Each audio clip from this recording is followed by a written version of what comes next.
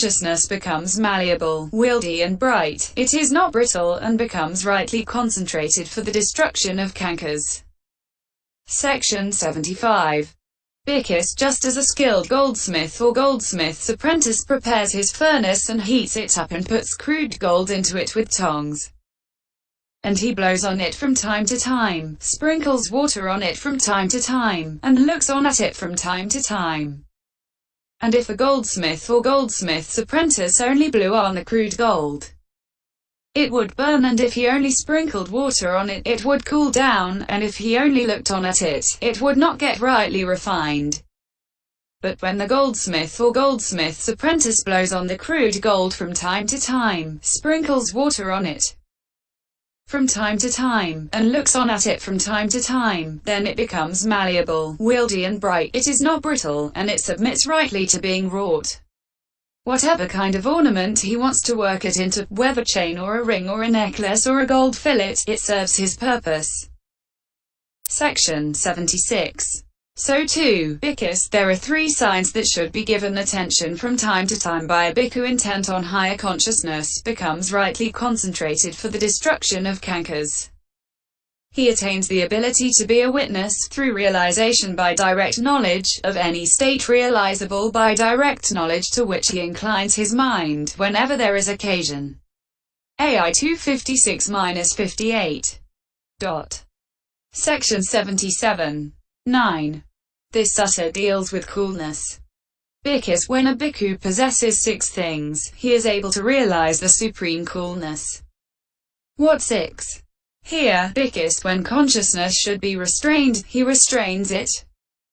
When consciousness should be exerted, he exerts it. When consciousness should be encouraged, he encourages it. When consciousness should be looked on at with equanimity, he looks on at it with equanimity. He is resolute on the superior state to be attained. He delights in nibbana. Possessing these 6 things, a bhikkhu is able to realize the supreme coolness. A 3435. Section 78. 10. Skill in the enlightenment factors has already been dealt with in the explanation of skill in absorption. IV. 57. In the passage beginning, Bhikkhus, when the mind is slack, that is not the time for developing the tranquility enlightenment factor. S 5113. Section 79. So the meditator should make sure that he has apprehended this 7-fold skill in learning well and has properly defined this 10-fold skill in giving attention, thus learning the meditation subject properly with both kinds of skill. Opening parenthesis. Starting the practice. Section 80. If it is convenient for him to live in the same monastery as the teacher, then he need not get it explained in detail thus to begin with. But as he applies himself to the meditation subject after he has made quite sure about it, he can have each successive stage explained as he reaches each distinction. One who wants to live elsewhere, however, must get it explained to him in detail in the way already given, and he must turn it over and over, getting all the difficulties solved. He should leave an abode of an unsuitable kind as described in the description of the earth Kasya, and go to live in a suitable one. Then he should sever the minor impediments. IV. Closing parenthesis. And set about the preliminary work for giving attention to repulsiveness. Opening parenthesis. The 32 aspects in detail. Section 81. When he sets about it, he should first apprehend their learning. Sign in head hairs. How? The color should be defined first by plucking out 1 or 2 head hairs and placing them on the palm of the hand. He can also look at them in the hair cutting place, or in a bowl of water or rice gruel. If the ones he sees are black when he sees them, they should be brought to mind as black. If white, as white. If mixed, they should be brought to mind in accordance with those most prevalent. And as in the case of head hairs, so too the sign should be apprehended visually with the whole of the skin pentad. Single quote. Section 82. Having apprehended the sign thus and a. defined all the other parts of the body by color, shape, direction, location, and delimitation, he should then b. define repulsiveness in 5 ways, that is, by color, shape, odor, habitat, and location. Section 83. Here is the explanation of all the parts given in successive order. Opening parenthesis. Head hairs.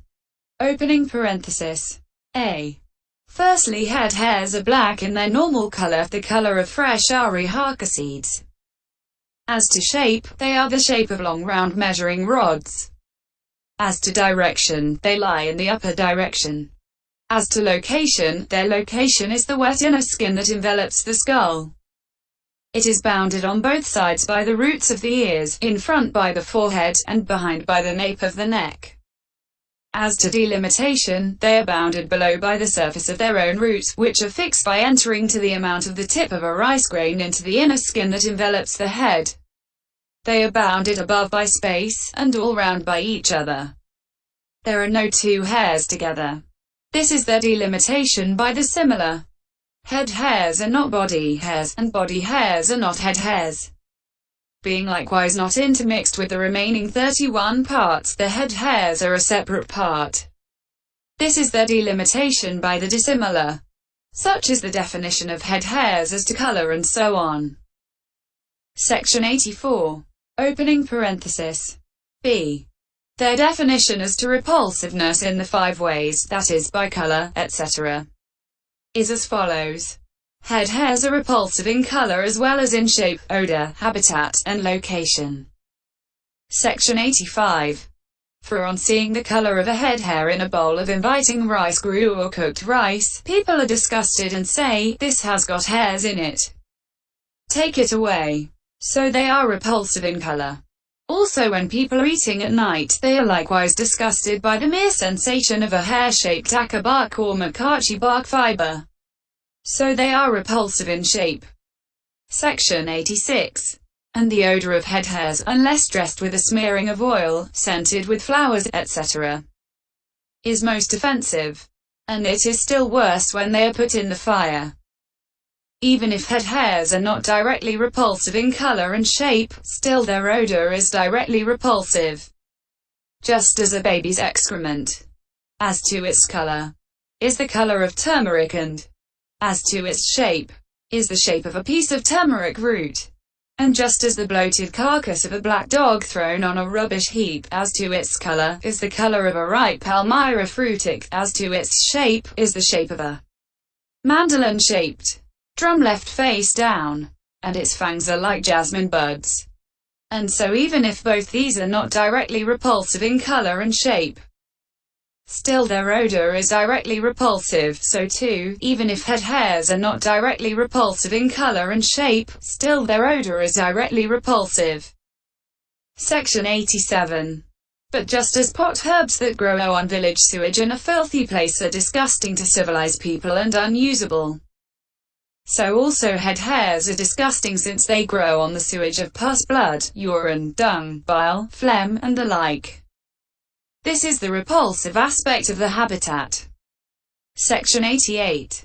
And these head hairs grow on the heap of the other 31 parts as fungi do on a dunghill. And owing to the filthy place they grow in, they are quite as unappetizing as vegetables growing on a charnel ground, on a midden, etc., as lotuses or water lilies growing in drains, and so on. This is the repulsive aspect of their location. Section 89. And as in the case of head hairs, so also the repulsiveness of all the parts should be defined. B. In the same 5 ways by color, shape, odor, habitat, and location. All, however, must be defined individually. A. By color, shape, direction, location, and delimitation, as follows. Opening parenthesis. Body hairs. Section 90. Herein, firstly, as to natural color, body hairs are not pure black like head hairs but blackish brown. As to shape, they are the shape of palm roots with the tips bent down. As to direction, they lie in the 2 directions. As to location, except for the locations where the head hairs are established, and for the palms of the hands and soles of the feet. They grow in most of the rest of the inner skin that envelops the body. As to delimitation, they are bounded below by the surface of their own roots, which are fixed by entering to the extent of a leak at 22 into the inner skin that envelops the body, above by space, and all round by each other. There are no two body hairs together. This is the delimitation by the similar. But their delimitation by the dissimilar is like that for the head hairs. Opening square bracket. Note: these two last sentences are repeated verbatim at the end of the description of each part. They are not translated in the remaining 30 parts. Opening parenthesis. Nails. Section 91. Nails is the name for the 20 nail plates. They are all white as to color. As to shape, they are the shape of fish scales. As to direction, the toenails are in the lower direction. The fingernails are in the upper direction. So they grow in the two directions. As to location, they are fixed on the tips of the backs of the fingers and toes. As to delimitation, they are bounded in the two directions by the flesh of the ends of the fingers and toes, and inside by the flesh of the backs of the fingers and toes, and externally and at the end by space, and all round by each other. There are no two nails together. Opening parenthesis. Teeth. Section 92. There are 32 tooth bones in one whose teeth are complete. They are white in color. As to shape, they are of various shapes.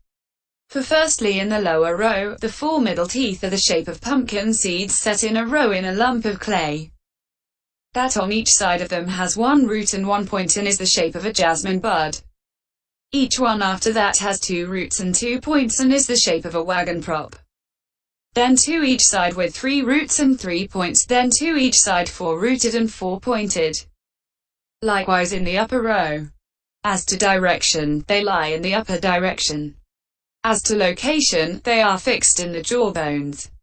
As to delimitation, they are bounded by the surface of their own roots which are fixed in the jawbones. They are bounded above by space, and all round by each other. There are no two teeth together. Opening parenthesis. Skin. Taka. Closing square bracket. Section 93. The inner skin envelops the whole body. Outside it is what is called the outer cuticle, which is black, brown or yellow in color, and when that from the whole of the body is compressed together, it amounts to only as much as a jujube fruit kernel. But as to color, the skin itself is white, and its whiteness becomes evident when the outer cuticle is destroyed by contact with the flame of a fire or the impact of a blow, and so on. Section 94. As to shape, it is the shape of the body in brief. But in detail, the skin of the toes is the shape of silkworms' cocoons.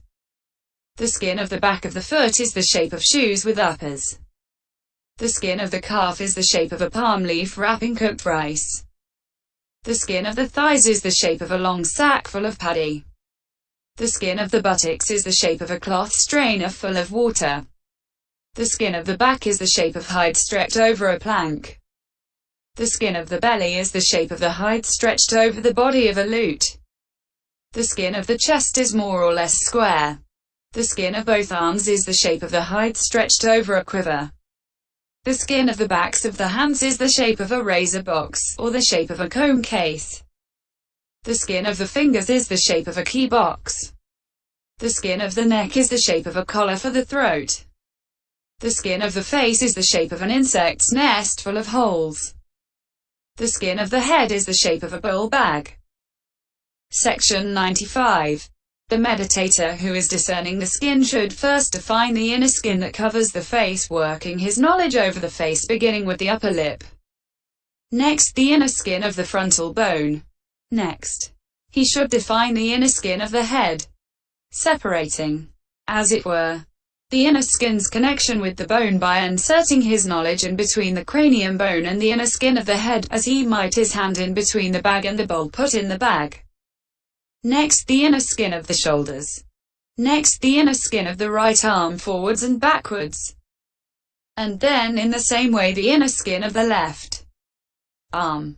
Next, after defining the inner skin of the back, he should define the inner skin of the right leg forwards and backwards. Then the inner skin of the left leg in the same way. Next, the inner skin of the groin, the paunch, the bosom and the neck should be successively defined. Then, after defining the inner skin of the lower jaw next after that of the neck, he should finish on arriving at the lower lip. When he discerns it in the gross in this way, it becomes evident to him more subtly too. Section 96. As to direction, it lies in both directions. As to location, it covers the whole body.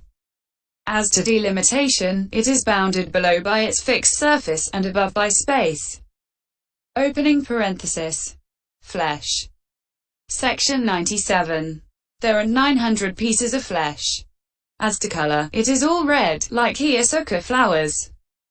As to shape, the flesh of the calves is the shape of cooked rice in a palm leaf bag. The flesh of the thighs is the shape of a rolling pin.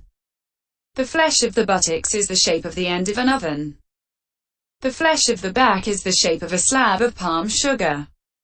The flesh between each two ribs is the shape of clay mortar squeezed thin in a flattened opening. The flesh of the breast is the shape of a lump of clay made into a ball and flung down. The flesh of the two upper arms is the shape of a large skinned rat and twice the size. When he discerns it grossly in this way, it becomes evident to him subtly too. Section 98. As to direction, it lies in both directions. As to location, it is plastered over the 300-odd bones.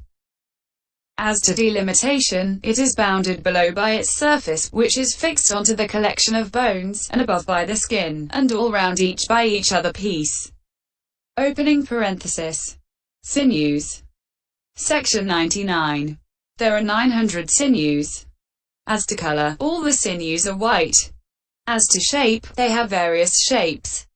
For 5 of great sinews that bind the body together start out from the upper part of the neck and descend by the front, and 5 more by the back, and then 5 by the right and 5 by the left. And of those that bind the right hand, 5 descend by the front of the hand and 5 by the back. Likewise those that bind the left hand. And of those that bind the right foot, 5 descend by the front and 5 by the back. Likewise those that bind the left foot. So there are 60 great sinews called body supporters, which descend from the neck and bind the body together. And they are also called tendons. They are all the shape of yam shoots. But there are others scattered over various parts of the body, which are finer than the last named. They are the shape of strings and cords. There are others still finer, the shape of creepers. Others still finer are the shape of large lute strings. Yet others are the shape of coarse thread. The sinews in the backs of the hands and feet are the shape of a bird's claw. The sinews in the head are the shape of children's head nets.